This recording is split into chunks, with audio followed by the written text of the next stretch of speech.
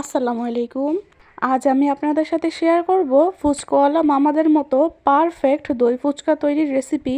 মুচমুচে ফুচকা তৈরি ও সংরক্ষণ পদ্ধতি সহ। তো চলুন ভিডিওটি শুরু করা যাক। ফুচকা বানানোর জন্য প্রথমে আমি ময়দার ডো তৈরি করব। তার জন্য নিয়ে নিচ্ছি 1 কাপ ময়দা, হাফ কাপ সুজি, হাফ চামচ লবণ আর অল্প অল্প পানি দিয়ে একটা টাইট ডো তৈরি করে নিব। পানিটা একেবারে দিতে যাবেন না, তাহলে ময়দার ডোটা নরম হয়ে যাবে।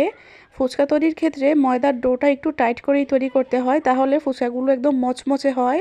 তো দেখুন, আমি একটু শক্ত মতো একটা ডো তৈরি করে নিয়েছি। এবার এটাকে রেস্টে রেখে দিব আধা ঘন্টার জন্য। রেস্টে রেখে দিলে এটা আরেকটু নরম হয়ে যাবে।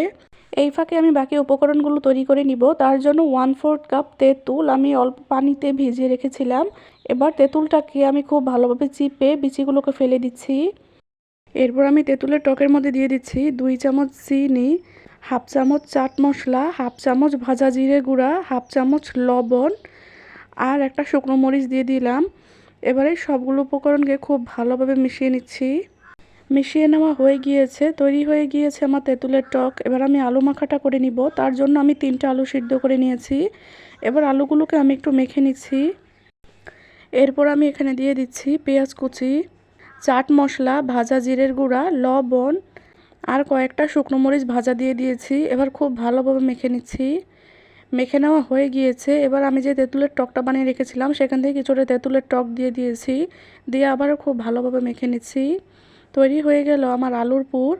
এবার আমি দইয়ের টকটা তৈরি করে নিব। তার জন্য নিয়ে নিয়েছি হাফ কাপ দই, সাথে দিচ্ছি হাফ চামচ চাট মশলা, হাফ চামচ জিরার গুঁড়া, 1 চামচ চিনি দিয়ে খুব ভালোভাবে মিশিয়ে নিচ্ছি।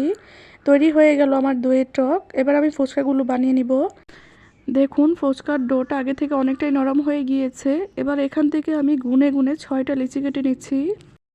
সবগুলো লেচি কেটে নেওয়া হয়ে গিয়েছে। এবার এখান থেকে একটা লেচি নিয়ে আমি ছোট আকারে রুটি বেলে নিচ্ছি।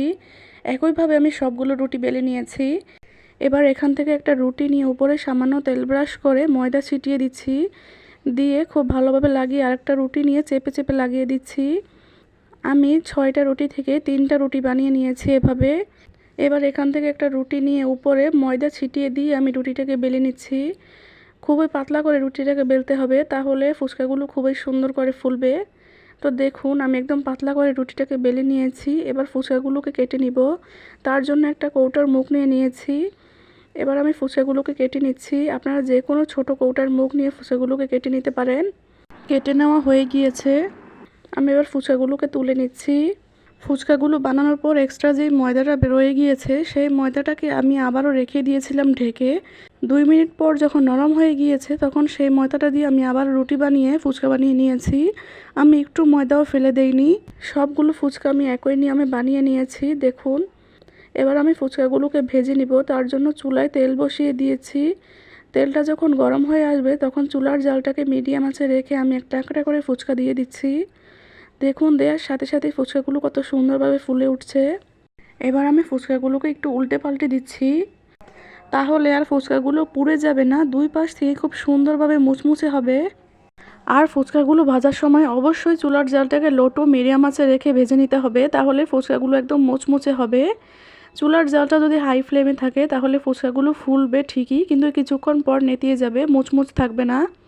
তাই চুলার জালটাকে অবশ্যই লো টু মিডিয়াম আঁচে রেখেই ফুচকাগুলো ভেজে নেবেন। দেখুন, আমার ফুচকাগুলো হয়ে গিয়েছে। এবার আমি তুলে নিচ্ছি। আমি আপনাদেরকে একটা ভেঙে দেখিয়ে দিচ্ছি যে কতটা মুচমুচে হয়েছে।